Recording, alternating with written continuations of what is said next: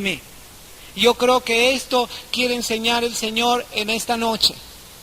Que tú eres rey y sacerdote, que tú sirves al Señor, que tú tienes autoridad, pero tú y yo tenemos que dar nuestra corona al Señor.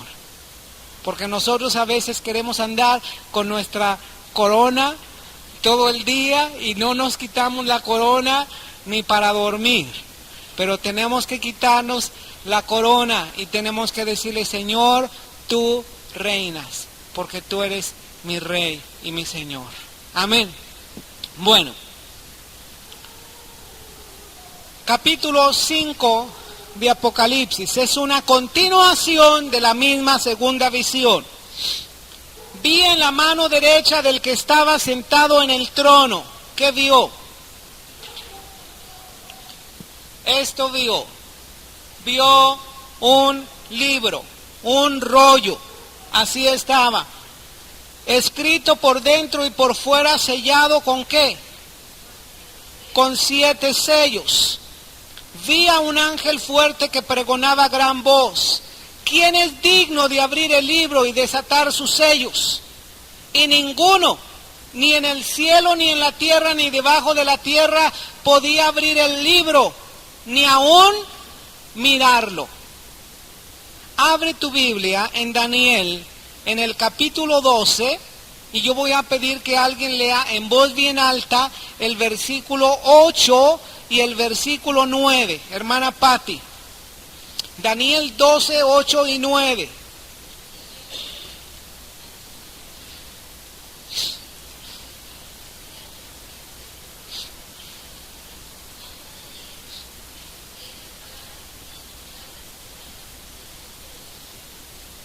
Amén. Dice: anda, Daniel, sella ese libro. El libro de la revelación estaba sellado, pero ahora está revelado. Amén. Más bien, el libro antes no se llamaría el libro de la revelación, sería el libro de los 7 sellos, el libro de los sellados. Pero ahora es el libro de la revelación, porque alguien ha sido digno. Dice Juan que él no vio digno a nadie, ni con los ángeles, ni los arcángeles, ni los serafines, ni los ancianos. Nadie era digno en el cielo ni en la tierra, ni siquiera de mirar el libro de la revelación. Pero alguien sí era digno. ¿Quién era digno? El Señor Jesús. Lloraba yo mucho, porque no se había hallado a ninguno digno de abrir el libro, ni de leerlo, ni de mirarlo. Uno de los ancianos me dijo: no llores. He aquí el león de la tribu de Judá, la raíz de David, ha vencido para abrir el libro y para desatar sus 7 sellos. Y miré, vi en medio del trono y de los 4 seres vivientes, y en medio de los ancianos estaba en pie, ¿qué? Un cordero como inmolado. ¿Qué cosa quiere decir inmolado? Sacrificado. ¿Verdad que el Señor Jesucristo no es un cordero inmolado? O sea, Él es un cordero, sí, pero quiero decir, no es un animal como cordero inmolado. Esto es un símbolo del Señor Jesucristo. Son visiones simbólicas, visiones que tienen un símbolo. Juan vio al Señor Jesucristo en una forma de cordero, como inmolado, porque está hablando que el Señor Jesucristo es el Cordero de Dios. Tenía 7 cuernos. ¿Verdad que el Señor Jesucristo no lo vamos a ver con 7 cuernos? Es algo simbólico. 7 es el número de plenitud y cuerno simboliza poder. Así que Él tiene la plenitud de poder. 7 ojos, los cuales son los 7 espíritus de Dios enviados por toda la tierra. Él fue ungido con el Espíritu Santo. Y vino y tomó el libro de la mano derecha del que estaba sentado en el trono. Y cuando hubo tomado el libro, los 4 seres vivientes y los 24 ancianos se postraron delante del Cordero.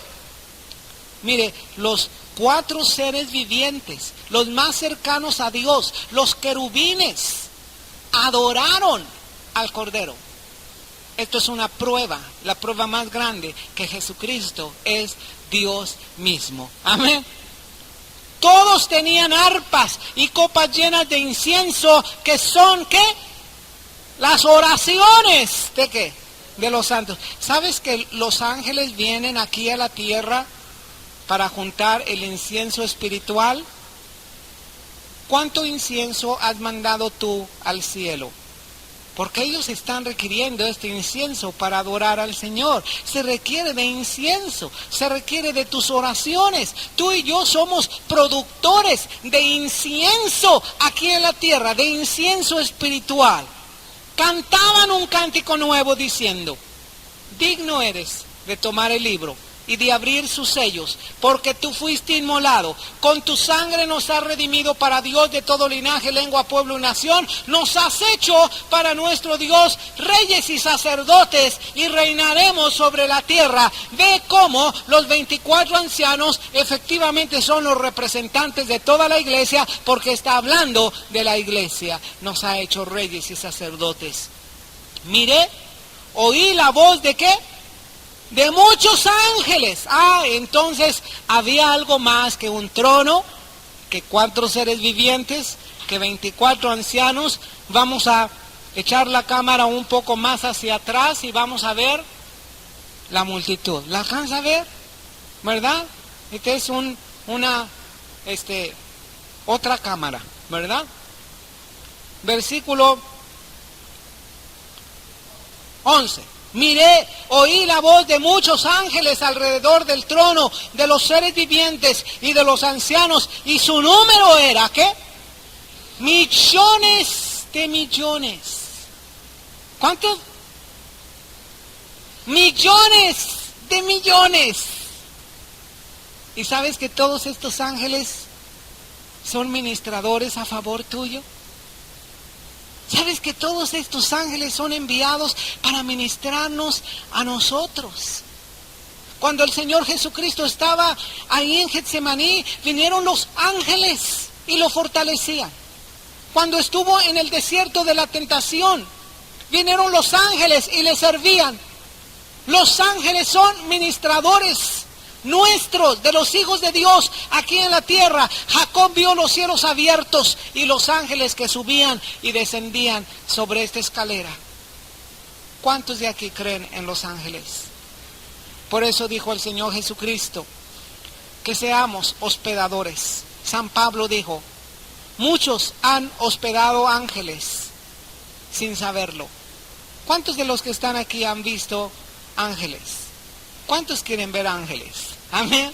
Nosotros somos ministrados también, servidos por los ángeles de Dios. Millones y millones. Y muchas veces los cristianos están todos asustados por la actividad demoníaca. Sí, hay una actividad demoníaca tremenda aquí en la tierra. Pero te voy a dar una buena noticia. Por cada demonio que hay en tu contra, hay 2 ángeles a tu favor. Porque solamente se vino 1/3 del ejército de Dios. Y quedan 2/3 allá con el Señor, ministrando también aquí en la tierra. Son millones de millones que decían a gran voz: el Cordero que fue inmolado es digno de tomar el poder, las riquezas, la sabiduría, la fortaleza, la honra, la gloria, la alabanza. Y a todo lo creado que esté en el cielo y sobre la tierra y debajo de la tierra y en el mar, y a todas las cosas que había, que en ellos hay, oí decir al que está sentado en el trono y al Cordero, fíjate muy bien, al Padre y al Hijo, amén, sea la alabanza, la honra, la gloria, el poder por los siglos de los siglos. El mismo lugar del Padre es el mismo lugar que tiene el Hijo, porque los 2 son Dios. Amén. Los 4 seres vivientes decían, ¿qué decían? Amén. Y los 24 ancianos se postraron sobre sus rostros y adoraron al que vive por los siglos de los siglos. Amén. Voy a preguntarte, ¿no es digno el Señor de ser adorado en gran manera? nosotros tenemos que unirnos a esta multitud, alabar el nombre del Señor. Amén. Como tarea ustedes van a leer el capítulo 6 y el capítulo 7 de Apocalipsis. Amén. La próxima semana vamos a ver capítulo 6 y capítulo 7. Vamos a ponernos de pie. Pues vamos a abrir la palabra del Señor en el capítulo 5. Quedamos en el capítulo 5 del libro del Apocalipsis, del libro de la Revelación.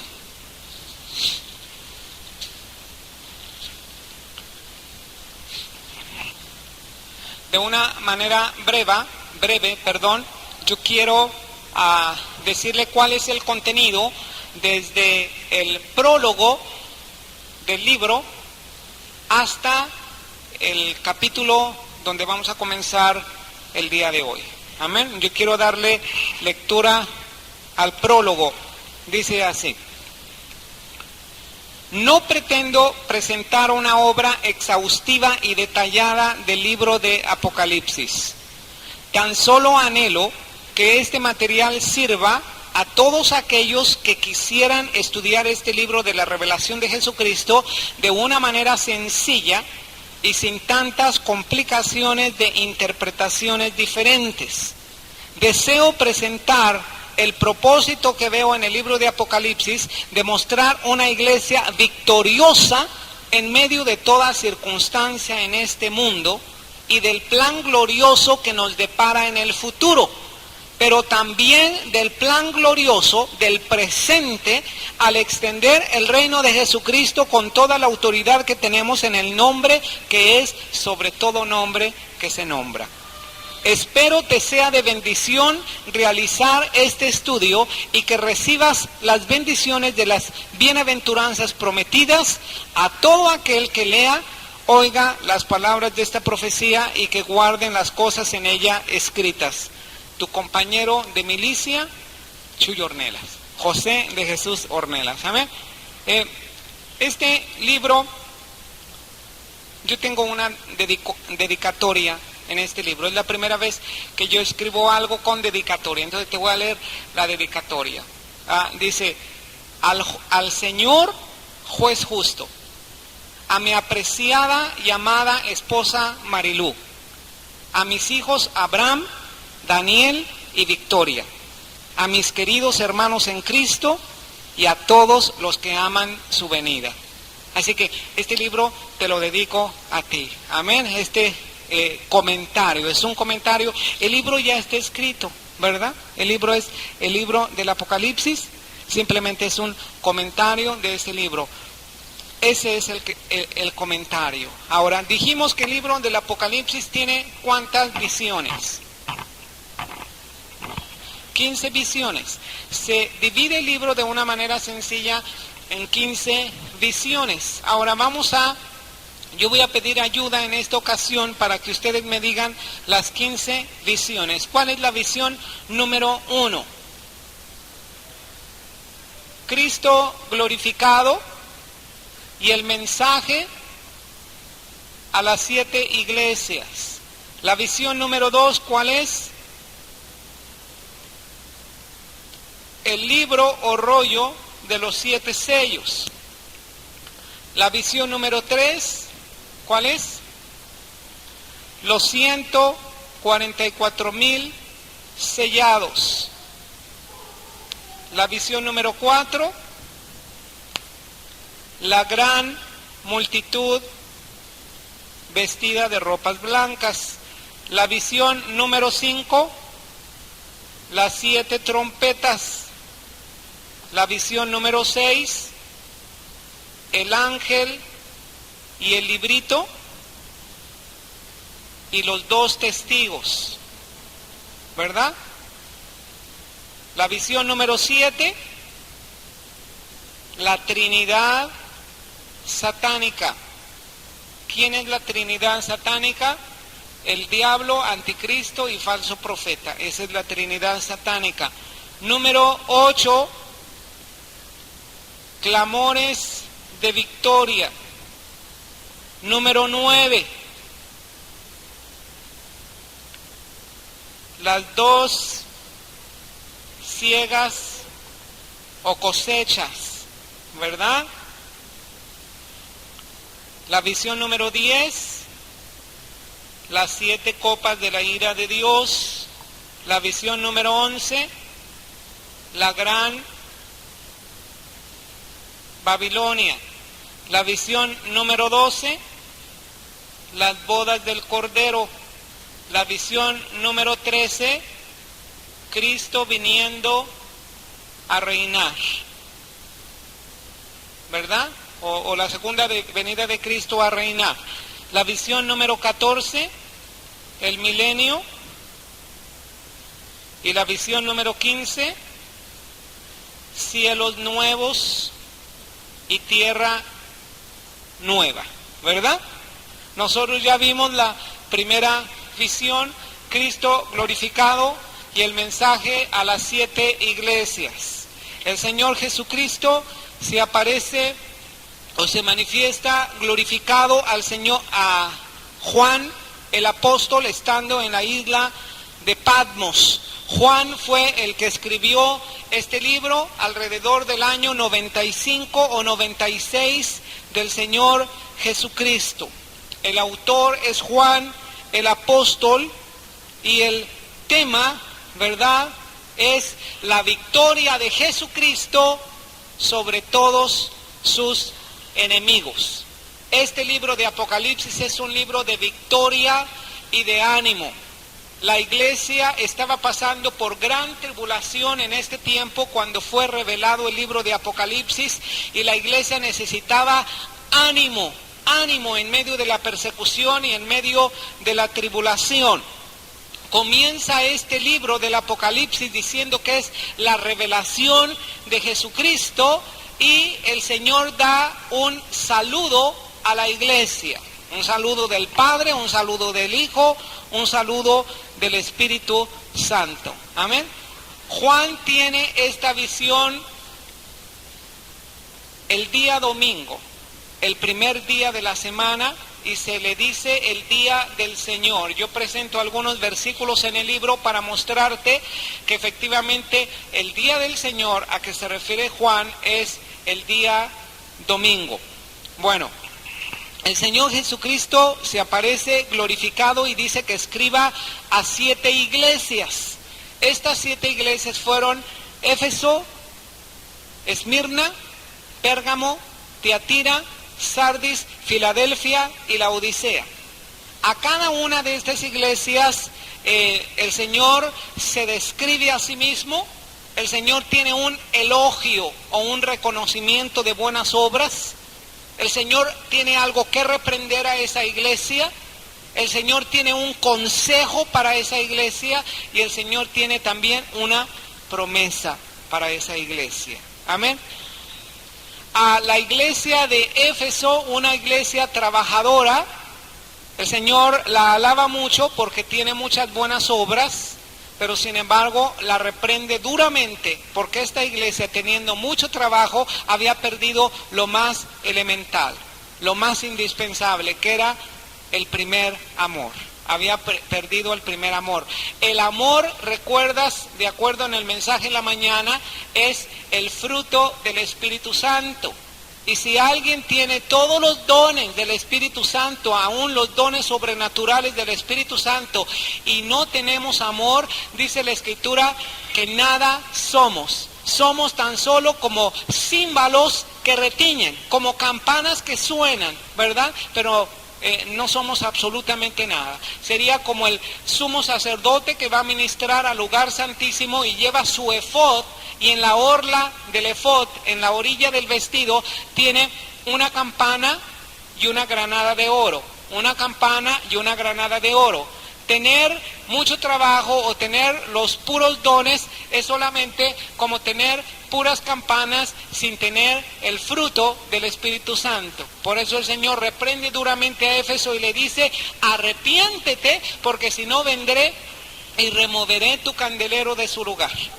¿Sabes algo tremendo que a lo largo de este estudio yo estaba viendo es que actualmente el lugar donde estaba la ciudad de Éfeso está desierto. Así como el Señor profetizó que su candelero iba a ser removido de su lugar, posiblemente al principio hicieron caso, pero después volvieron a la misma situación. Y en el lugar donde estaba antes Éfeso no hay absolutamente nada. Es diferente a los demás lugares, ¿verdad? Por ejemplo, a Esmirna, Pérgamo, Tiatira, Sardis, Filadelfia, Laodicea. Todos estos son lugares que actualmente hay ciudades ahí en Asia, ¿verdad? Actualmente existen ciudades que fueron anteriormente las ciudades bíblicas, pero con lo que respecta a Éfeso, se cumplió esa profecía que decía, porque si no, vendré y removeré tu candelero de su lugar si no te hubieres arrepentido. Qué triste es que una persona sea advertida por el Señor y no haya arrepentimiento. Amén. Y luego el Señor habla de una iglesia, la iglesia de Esmirna, que era una iglesia pobre, pero rica. Era una iglesia que tenía mucha tribulación, mucha pobreza, ¿verdad? Había mucha hostilidad y mucha oposición de los judíos que vivían allí en Esmirna hacia los cristianos, pero sin embargo estos cristianos eran ricos en el amor, ricos en la bendición del Señor, ricos en el Espíritu, habían recibido del Señor toda bendición y toda riqueza espiritual. Amén. Pérgamo era una iglesia que estaba en un lugar donde moraba Satanás. Pérgamo había resistido, había permanecido fiel, pero sin embargo Pérgamo había tolerado ciertas prácticas ahí en su iglesia. Había tolerado la doctrina de Balaam y la doctrina de los nicolaitas.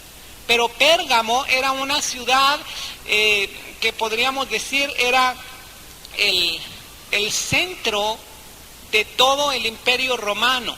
Así que por eso dice, yo sé dónde moras, donde está el trono de Satanás, porque espiritualmente el trono de Satanás ahí estaba, ahí en la ciudad de Pérgamo. Y sabes que ahí en Pérgamo había sido martirizado un hermano, un cristiano, había sido horneado en un toro hueco de bronce, es decir, esculpieron un toro de bronce hueco y metieron a Antipas, un cristiano, uno de los mártires que murió ahí en Pérgamo.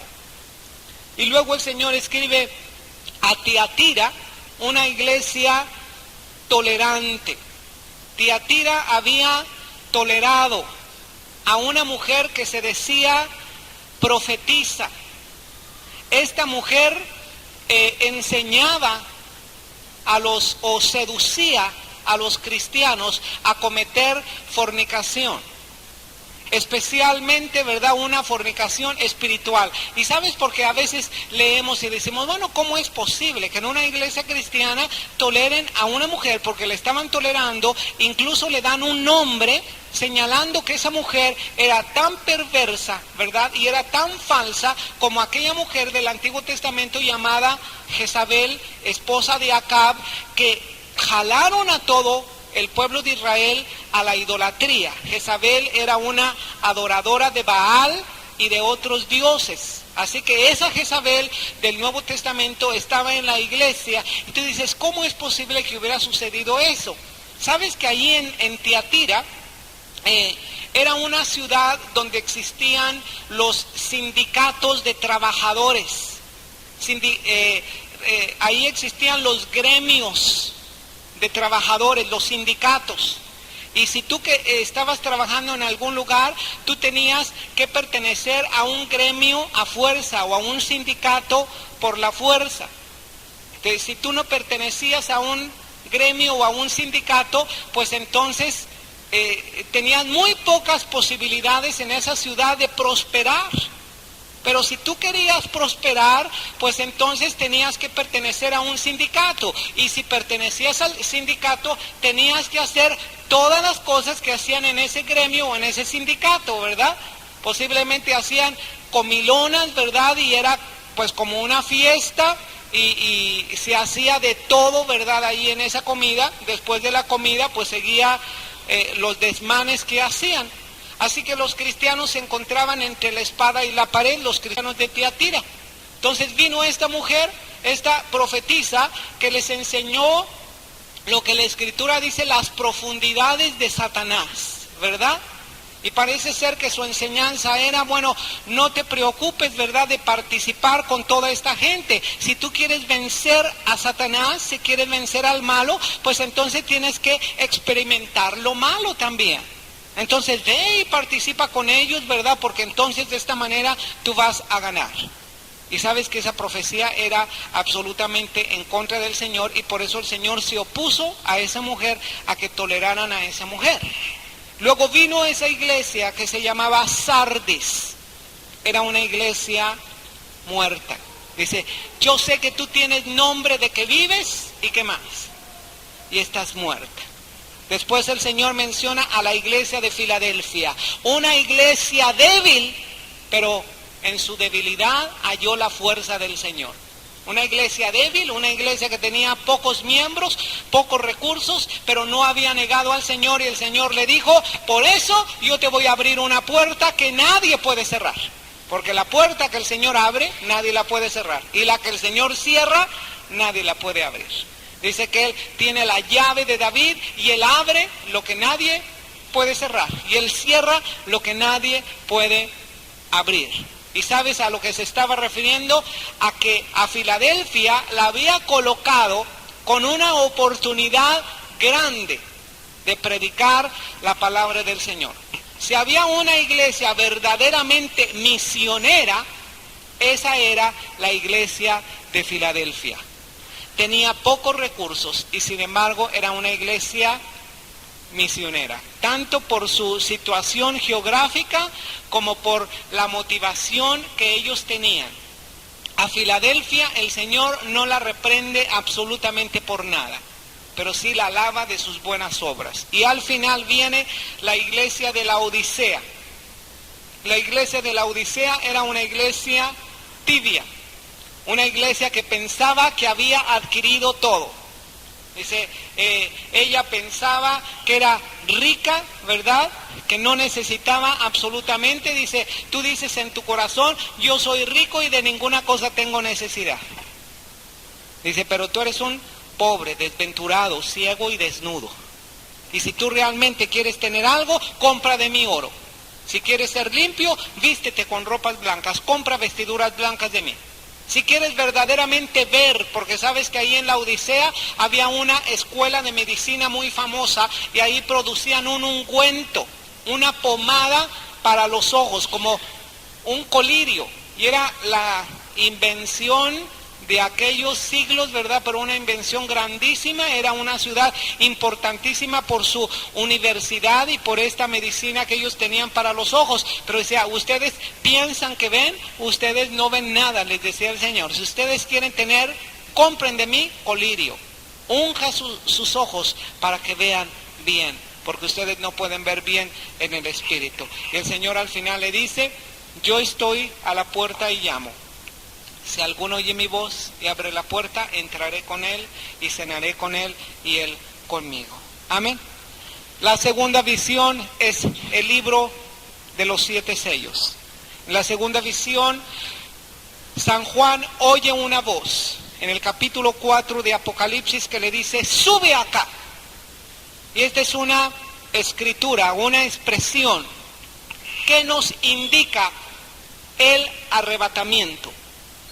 Y voy a darte una cita que te prueba que verdaderamente esta expresión, sube acá, es una expresión que está indicando el rapto de la iglesia.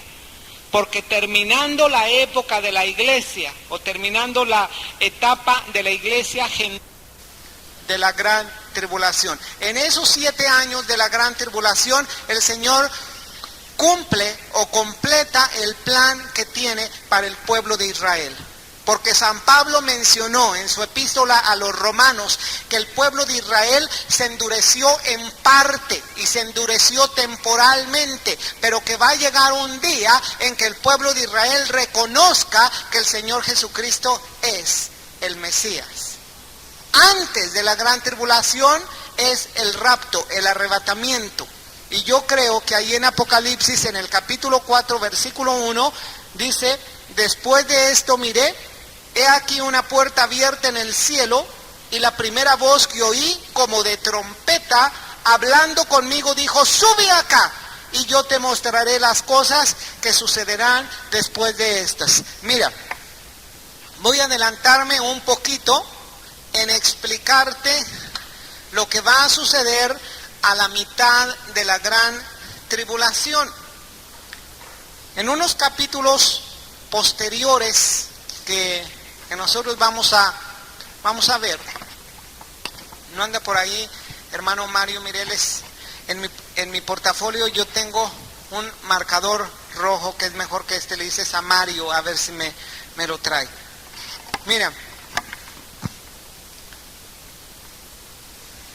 digamos que aquí comienza el tiempo de la gran tribulación y aquí termina el tiempo de la gran tribulación.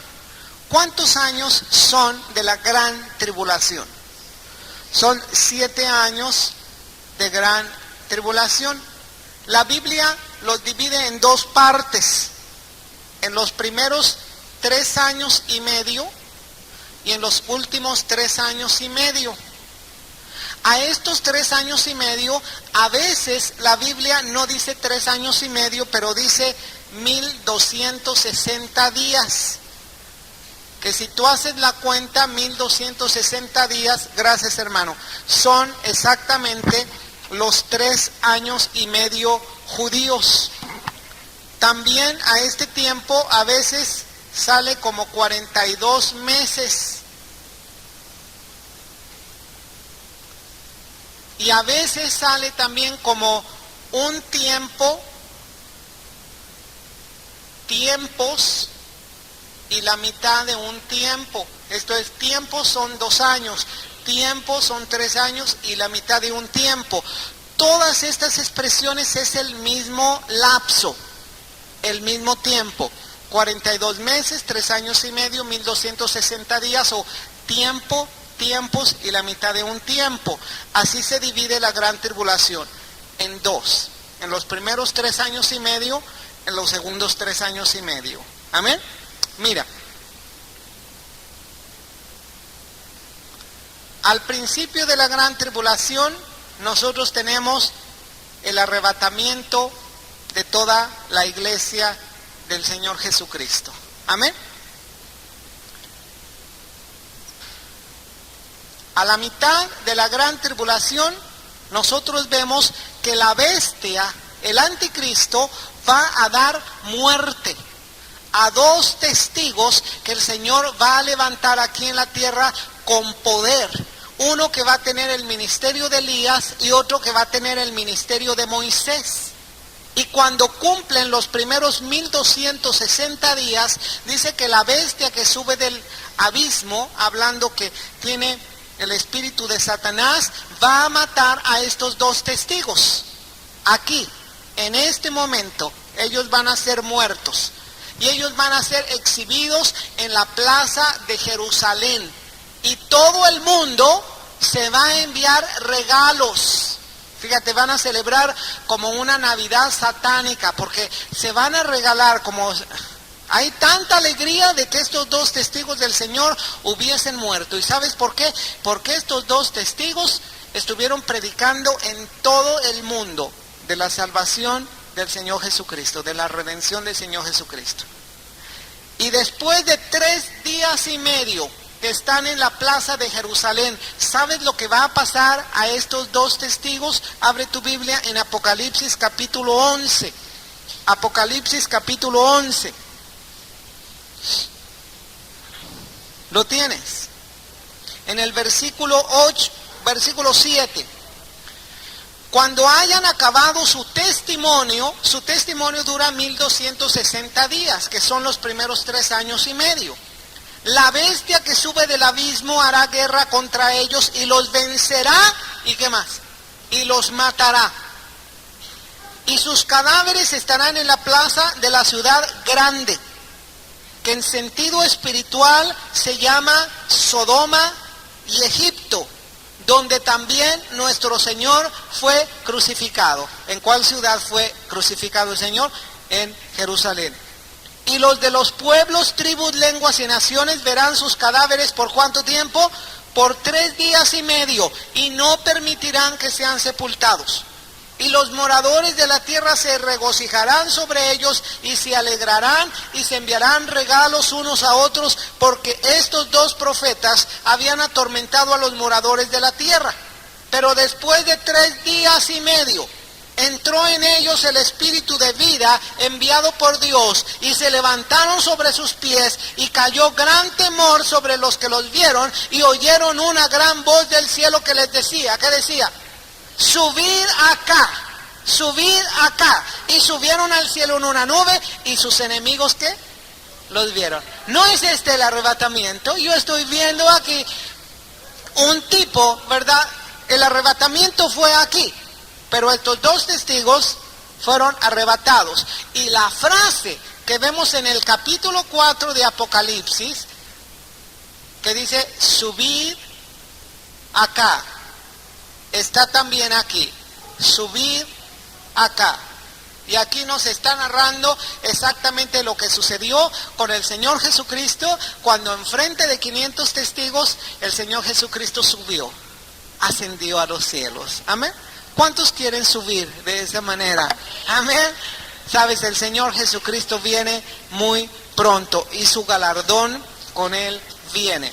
Bueno, Apocalipsis capítulo 4. Lo primero que vio Juan el apóstol al subir al cielo fue el trono de Dios. Nosotros vimos unas láminas del trono de Dios. Era un trono estable, un trono donde había un Dios, un trono que va a ser eterno también, un trono donde alguien está reinando. Este es el Padre, el Dios eterno. Alrededor del trono había un arco iris como de esmeralda. Este arco iris habla de la fidelidad del pacto de Dios. Y a través del arco iris el Señor nos está mirando a nosotros. Y el Señor ha hecho un pacto con nosotros a través de la sangre del Señor Jesucristo. Y es un pacto que no será quebrantado. Alrededor del trono dice que había 24 ancianos en 24 tronos, y nosotros vimos que estos ancianos son representantes de toda la iglesia del Señor Jesucristo, del Antiguo Testamento y del Nuevo Testamento. Porque en el Antiguo Testamento el Señor Jesucristo escogió 12 patriarcas de 12 tribus, y en el Nuevo Testamento escogió 12 apóstoles. Y tú me dirás, pues aquí te falló, hermano, porque uno de estos apóstoles era Judas, y Judas se ahorcó y nomás quedaron 11, ¿verdad? Como la canción, tenía 11 apóstoles y de los 11 que tenía, uno se murió y nomás me quedaron 11.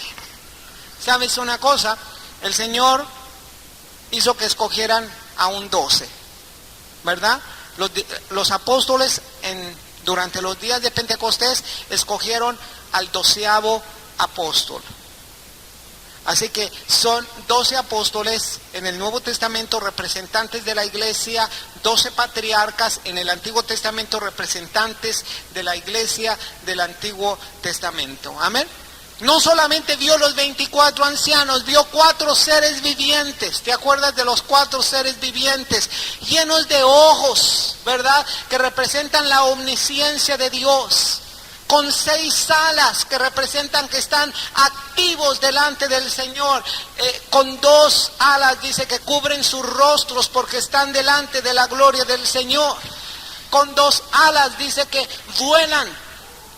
Con 2 alas cubren sus pies. ¿Por qué? Porque en la presencia del Señor, el Señor dice: este lugar es santo. Quita la sandalia de tu pie, porque el lugar que tú pisas es santo. Amén. Ahora, ¿qué hacen estos 4 seres vivientes? Primero, ellos están guiando la adoración a Dios continua. Porque todo el día y noche dicen santo, santo, santo, ¿verdad? Están guiando la adoración al Señor. ¿Te acuerdas que uno de estos serafines era Satanás? Pero Satanás cayó.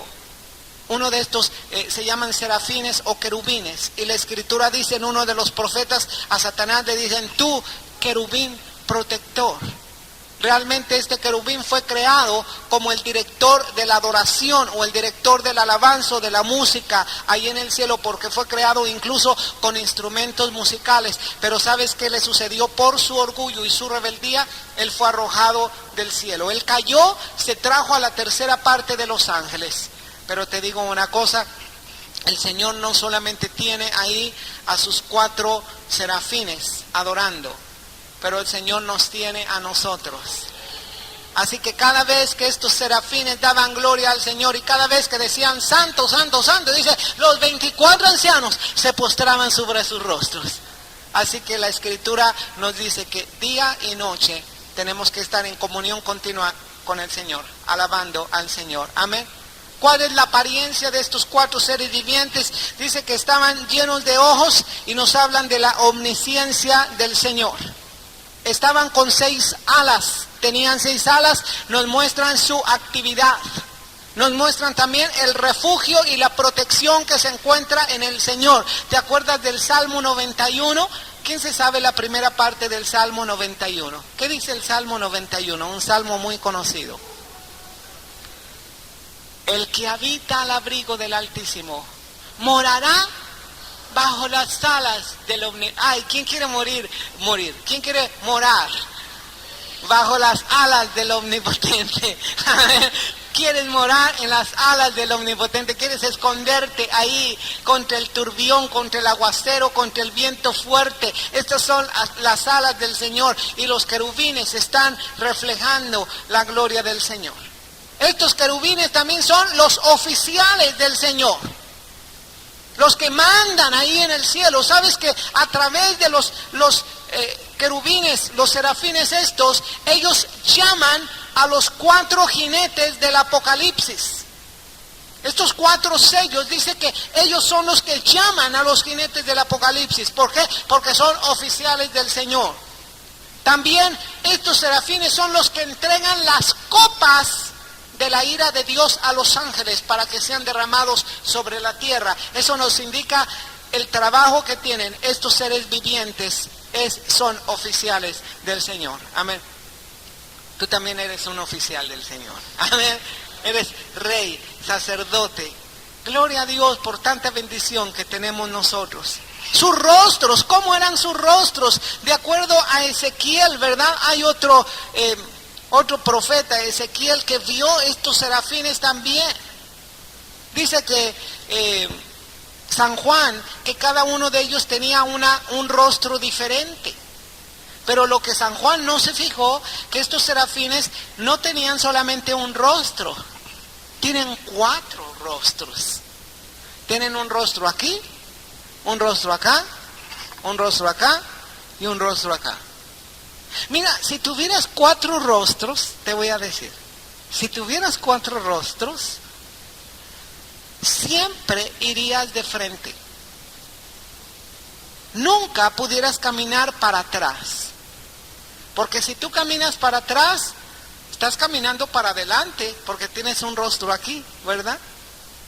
No pudieras caminar de lado, porque si tienes un rostro aquí, caminarías delante, ¿verdad? ¿Sabes por qué? Porque el Señor siempre quiere que sigamos delante.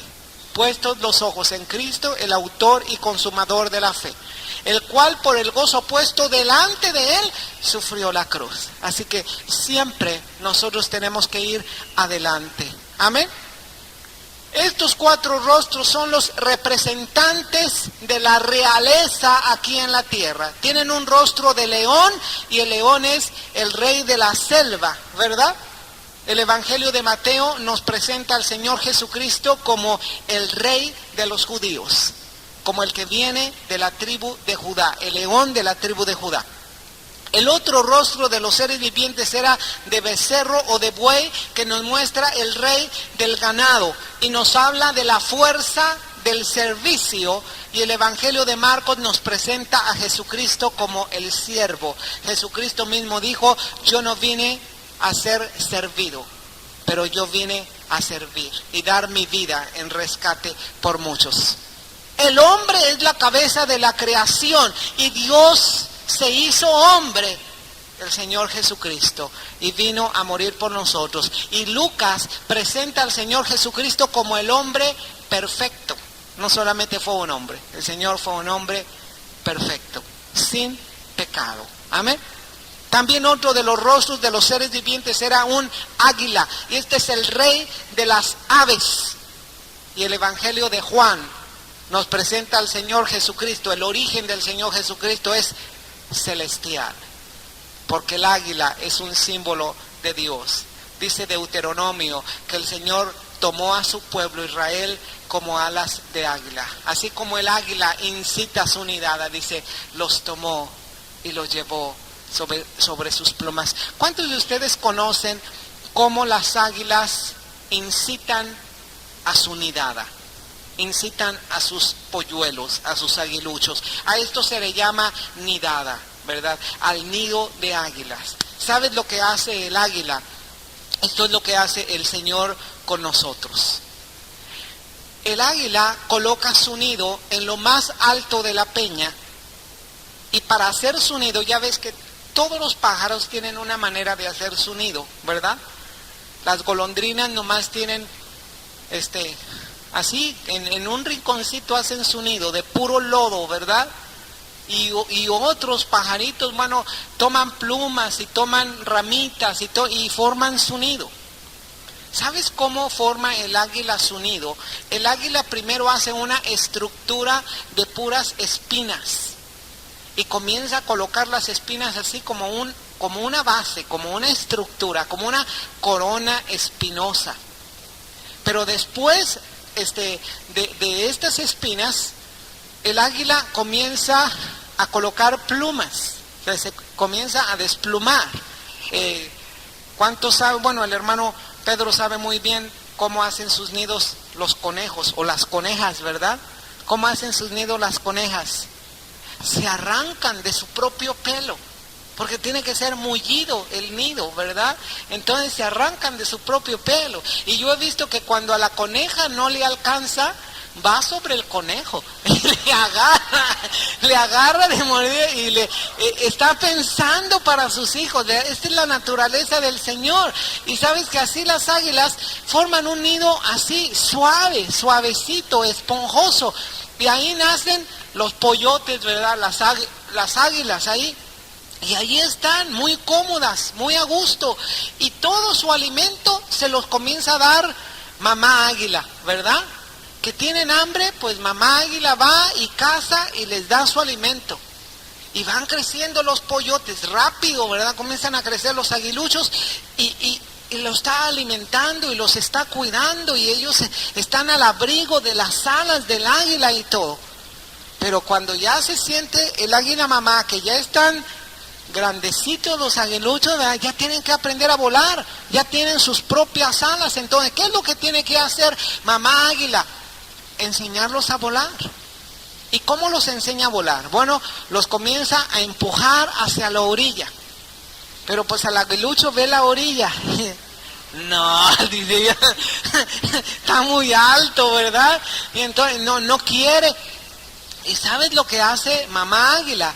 Mamá águila comienza a quitarle las plumas al nido. Comienza a desplumar el nido. ¿Y te acuerdas lo que había como estructura? Puras espinas. Así que les quita todo lo acolchonado y entonces nomás les deja puras espinas. ¿Para qué? Para que vuelen, para que vuelen. Y sabes que el Señor muchas veces hace así con nosotros. Nacemos de nuevo, ay qué rico, ¿verdad? Gloria a Dios, tenemos vida en el Señor, ¿verdad? Y todo, sabes que comenzamos a orar al Señor y las respuestas vienen inmediatamente cuando nos convertimos al Señor.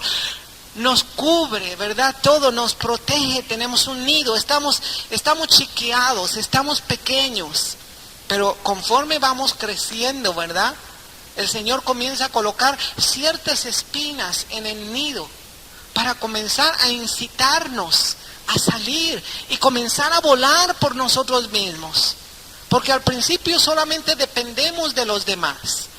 Nos congregamos en la iglesia, bueno, porque mi hermano tan bueno viene por mí, ¿verdad? O porque porque viene y todo, por eso me congrego. Estudio la Biblia, bueno, porque aquel a las 4 de la tarde me da un estudio bíblico. Pero después el Señor te comienza a enseñar que tú lo tienes que hacer por ti mismo. Si tienes que buscar al Señor por ti mismo, si te tienes que congregar por ti mismo, si tienes que leer la Biblia por ti mismo. Y tú tienes que aprender a volar. Cuando el aguilucho ya solamente tiene el puro nido, puras espinas, y para donde se haga, le pica. Y aún así, fíjate que algunos polluelos no se animan a brincar. Imagínate el saltón, ¿verdad? No, hombre. ¿Sabes lo que hace el águila? El águila los toma sobre sus plumas. Esto es lo que hace águila mamá. Viene y toma sus aguiluchos y los toma. Y entonces vuela, comienza a volar, ¿verdad? Yo pienso que es un ride, ¿verdad? Un paseo, pero bien a gusto, ¿verdad? Y los aguiluchos van disfrutando. ¡Ay, córrele, córrele! Están ahí en las nubes, pero muy, muy a gusto. Pero el propósito del Señor no es solamente que estén disfrutando, ¿verdad? Y, ¡ay, qué bonito alabar al Señor y todo! No, Él quiere que participemos de su obra, que aprendamos a volar. Y entonces, ¿sabes lo que hace? Da un viraje el águila y los suelta por allá. Y allá van en las pura altura, ¿verdad? Así que van dándose vueltas y van revolcándose y todo y tratando de mover las alas, ¿verdad? Y las primeras veces no creas que vuelan, pero ahí van de picada, ¿verdad? Y ya se van a caer. Y así dice, ya, aquí ya me maté. ¿Sabes que a veces el Señor nos hace así, verdad? Hay alguna experiencia en nuestra vida que allá vamos y de esta no me escapo. Pero ¿sabes lo que hace mamá águila? En ese momento viene rápido y los toma otra vez sobre sus plumas y los lleva nuevamente. Y así hasta que aprenden a volar. ¿A poco no hace el Señor así con nosotros? ¿Verdad? No.